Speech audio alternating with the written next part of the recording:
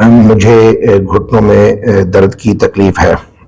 میں مسجد میں نماز ادا کرتے وقت ایک طرف کرسی ڈال دیتا ہوں اور اس میں نماز ادا کرتا ہوں۔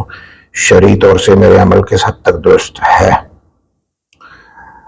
دیکھیے، یہ جو مسجد میں وہ افراد جو سجدہ نہیں کر سکتے، انہیں گھٹنوں کی پرابلم ہے، تو ہمارے ہاں ایک تھوڑی تساہل سے کام لیا جا رہا ہے، اور اس بارے میں ایک بڑی غلط فہمی بھی ہے کہ ساری نماز ہی جو ہے وہ بیٹھے بیٹھے کرسی پہ بیٹھ کے ادا کر دی جاتی ہے۔ حالانکہ انسان جو ہے جس حد تک عبادت کو اچھے طریقے سے ادا کر سکتا ہے، مناسب یہی ہے کہ اس کو اچھے طریقے سے ادا کرے۔ مثلاً کوئی شخص کھڑے ہو کر تکبیر تحریمہ پڑھنے کے بعد کھڑا ہو سکتا ہے، تو اس کو چاہیے کہ وہ قیام کرے، قیام کے دوران جو قرات وغیرہ ہو جائے، اس کے بعد رکوع کر سکتا ہے تو رکوع بھی کرے۔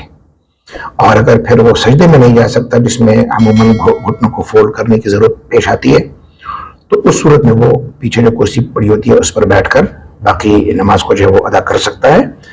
اس میں جو غلط فہمی ہے وہ یہ ہے کہ مساجد میں فومک کرسیاں رکھی جاتی ہیں جو نرم ہوتی ہیں، صوفہ ٹائپ، اور باقاعدہ اس کے پیچھے ٹیک بھی ہوتی ہے۔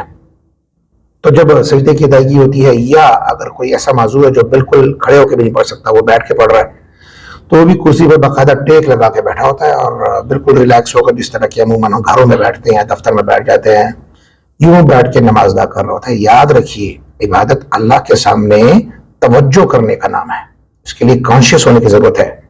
آپ یوں غافل ہو کر ٹیک لگا کر نماز ادا نہیں کر سکتے۔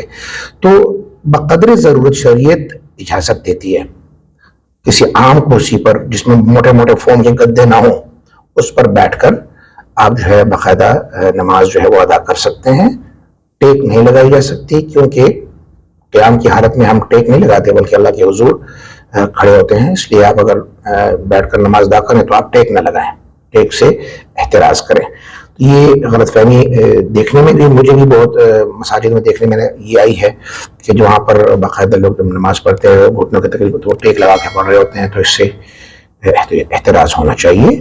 اللہ کے حضور باقاعدہ حاضری کے ساتھ اور اپنے خشوع و خضوع کے ساتھ نماز ادا کی جائے، اور غفلت سے احتراز کیا جانا چاہیے۔